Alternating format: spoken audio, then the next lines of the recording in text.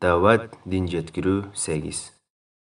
Абу Саид Худри радиаллаху анху Расулуллах саллаллаху алейхи вассаламдын мындай дегенин уктум дейт. Силердин кимиңер күнөө ишти көрсө, аны колу менен тыйсын, токтотсун.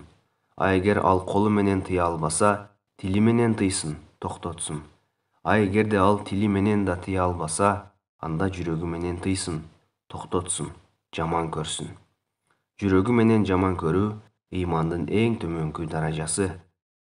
Абу Саид Худри радиаллаху анху Расулуллах саллаллаху алейхи вассаламдын мындай дегенин уктум дейт.